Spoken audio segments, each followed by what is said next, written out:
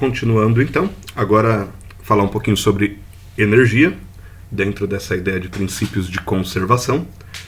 A gente viu anteriormente que o momento se conserva em colisões, em explosões e mesmo em um corpo isolado. Então, em qualquer sistema isolado, o momento total se conserva, seja ele linear ou angular. E agora falar um pouco sobre a energia. Tá?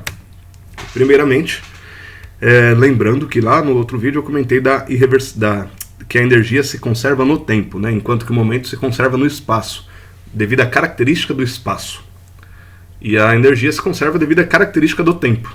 Tá? E qual a característica do tempo? Dele ser irreversível. Tá? Então, fisicamente, o tempo é irreversível, não volta para trás. E o fato do tempo não voltar para trás significa que a energia se conserva. Se o tempo pudesse voltar para trás, a energia não se conservaria, né? Enfim, a gente precisa explorar um pouco isso. Mas o fato é que a energia está ligada com o tempo, tá?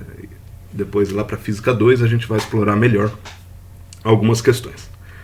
Enfim, 3 vídeos só para provocar discussão inicial sobre energia. Tá? Primeiro, sobre um princípio de conservação da energia mecânica, ligado à potencial e à cinética. Então, esse aqui. O professor também aqui. Outra atividade que a gente poderia fazer na sala de aula, né, se tivesse presencial. Ainda bem que hoje a gente tem o recurso da internet. Não sei se isso é bom ou se é ruim, mas enfim. Aqui tem o professor pendurou uma bola de boliche pesada no teto do auditório, do anfiteatro. E ele vai soltar essa bola, que vai fazer um pêndulo lá, vai balançar e vai voltar aqui, né? Ele solta bem pertinho do rosto dele. O que é interessante? No momento que ele solta essa bola, ela tem velocidade zero em relação ao anfiteatro e tem uma altura com relação ao solo, né? Então ela tem uma energia potencial gravitacional.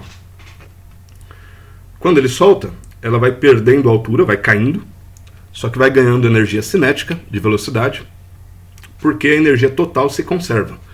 Então ela perde energia gravitacional, mas ela ganha energia cinética e vai fazer isso até balançar para o outro lado.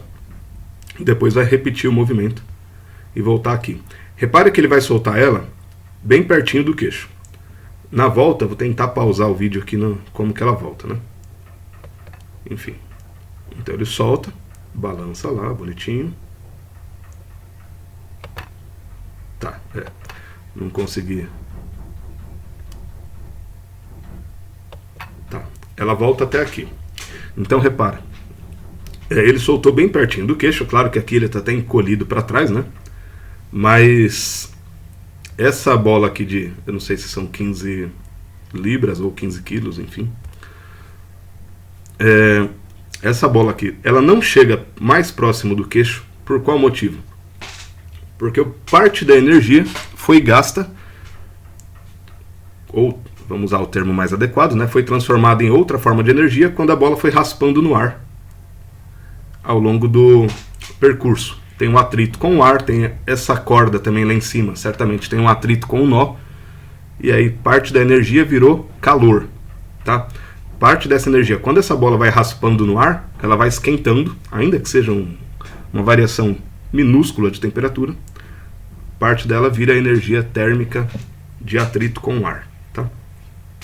Bom, esse primeiro exemplo aqui.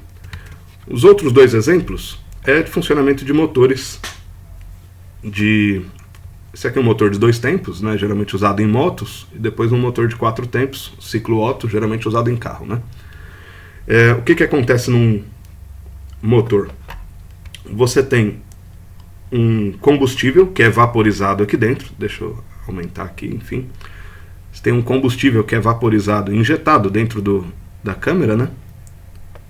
Esse combustível que é injetado aqui dentro, ele é comprimido pelo pistão. O pistão empurra aqui até comprimir bem esse combustível, aumentar muito a pressão, e aí você tem uma faísca da vela que explode esse combustível. Então o que acontece? Repare, teve uma energia gasta aqui para comprimir esse combustível. Essa energia veio da tá? Do virabrequim, ou seja lá, dos componentes do motor aqui. Você tem uma inércia que faz com que o pistão suba e comprima, gaste um pouco de energia para comprimir esse combustível. No momento que explode, você tem uma energia química liberada, né, que era a energia da combustão, é uma energia química que é liberada e impulsiona o pistão para baixo, gerando movimento do rotor aqui, do virabrequim, agora um movimento forçado, né? Enfim, e aí você tem essa transformação de energia química, enfim, energia molecular no momento da combustão, uma reação exotérmica, e aí você tem a conversão da energia térmica em energia mecânica de movimentação do carro, né? Então, se você pegar um carro ali, ele tem uma série de conversões de energia, né? Então, a energia química, que vira energia térmica, que vira energia mecânica, que também vira energia elétrica para reabastecer a bateria e abastecer os componentes elétricos do carro. Uma série de energias aí, tá? Gastando. Bom, enfim, tá aqui um outro ciclo, a gente não vai explorar muito isso agora.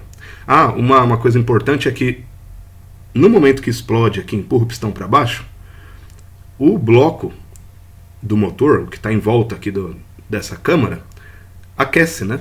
Porque você tem explosões ocorrendo ali, várias por minuto, então várias por segundo, dependendo do carro.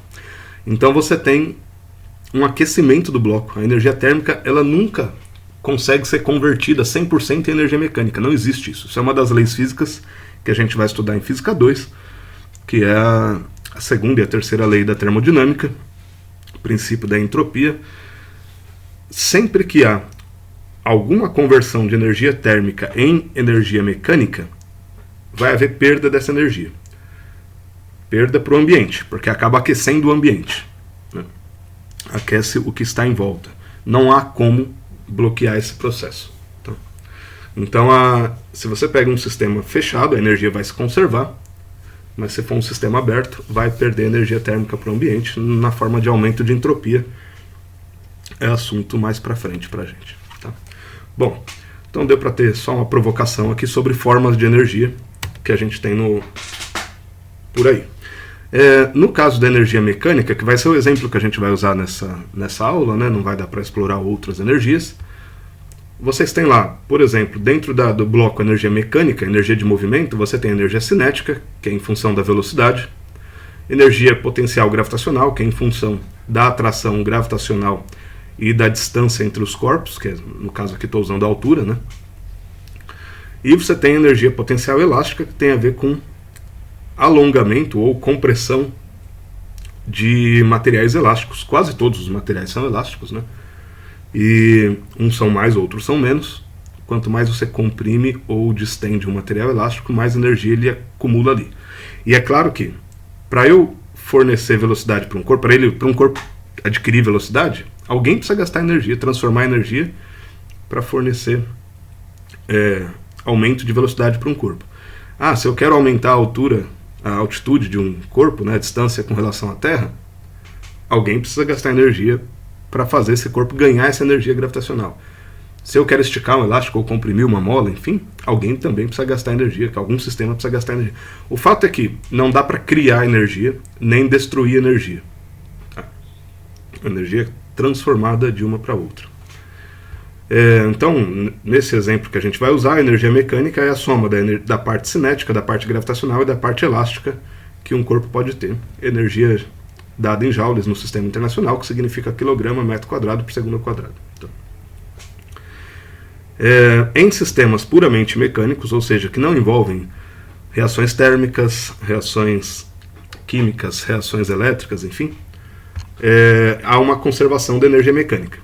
Se você quiser pegar, por exemplo, um carro lá e todo o sistema elétrico, térmico, etc., aí você vai ter que envolver as outras formas de energia, mas também há conservação de energia total. Tá? No caso da energia mecânica, que vai ser o exemplo que a gente vai fazer, a energia antes de um evento é igual à energia depois, total. Tá? Dois exemplos rápidos. Primeiro, aqui é o terceiro da aula, né?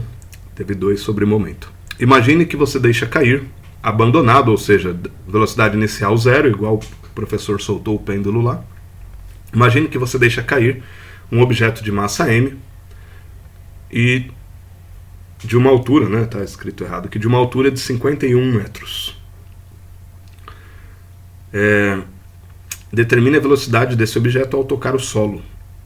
Então, se você considerar que não há perdas de energia, dissipação para o ambiente no atrito com o ar, a energia mecânica lá em cima, antes do evento, quando ele vai ser solto, é igual à energia mecânica depois do evento, que o evento aqui no caso, a queda ao longo do tempo. Tá? Lembra que a gente sempre está analisando energia com relação ao tempo, né? Não com relação ao espaço. De todo modo, se a gente considerar então que não houve dissipação de energia na forma de calor entre o atrito com o ar, a energia mecânica antes é igual à energia mecânica depois. Energia mecânica antes é a cinética antes, a gravitacional antes, a elástica antes, e depois a mesma coisa. Energia cinética antes, massa vezes a velocidade antes, ao quadrado sobre 2, massa, gravidade e a altitude do corpo antes, mesma coisa, o alongamento ou a compressão do corpo antes, e depois as mesmas equações para depois do evento. Aqui vale a pena mencionar, né? Eu coloquei energia elástica, ele não falou nada de elástico no enunciado, coloquei só para completar a equação, mas o alongamento ou a compressão desse corpo é zero. A gente não está falando de nada elástico aqui nesse momento. Tá? Talvez depois que colidir com o chão, tenha elasticidade tanto do chão quanto do corpo, mas aí já envolve o chão, e aí envolveria mais fatores aqui. Enfim, então a velocidade inicial dele é zero, a altitude inicial aqui 51,2, a altitude final é zero, que está no chão, e eu quero saber a velocidade final. Só resolver essa equação e eu vou ter uma velocidade de colisão com o chão de 32 metros por segundo imediatamente antes de encostar no chão. Tá? Quando colide com o chão, vai ter dissipação de energia via aumento de entropia, né? Calor, vai esquentar, vai deformar, pode ter mudança química, pode ter várias outras transformações de energia. Tá? E por fim, último exemplo. Uma criança abandona um objeto do alto de um apartamento de um prédio residencial. De novo, a mesma história, né?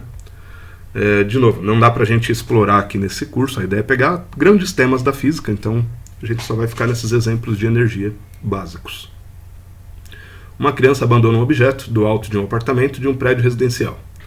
Ao chegar ao solo, a velocidade do objeto era de 72 km por hora. Aquilo deveria ser minúsculo aqui, tá? Admitindo o valor da gravidade como 10 metros por segundo ao quadrado e desprezando as forças de resistência do ar, determine a altura do lançamento do objeto. Tá? Então aqui desprezando atrito com o ar, senão dissiparia energia na forma de calor, e considerando a gravidade como 10. Energia antes do evento é igual a energia depois, mesma história, eu tenho que olhar antes quanto que tinha de cinética, quanto que tinha de gravitacional, quanto que tinha de elástica, e depois o mesmo procedimento. Tá? De novo, escrever as equações. Qual a diferença agora? Eu sei a velocidade final do corpo e não sei a altura inicial, né? A altura antes. Aqui ele passou 72 km por hora, que dá 20 metros por segundo, né? Como a gente está usando no sistema internacional aqui 10 metros por segundo ao quadrado, vamos usar tudo no SI. Então resolve essa equação, a altura dá 20 metros. Tudo bem? Para ele chegar com essa velocidade ao solo. Ok. Para essa semana, última atividade, tá? Atividade 8.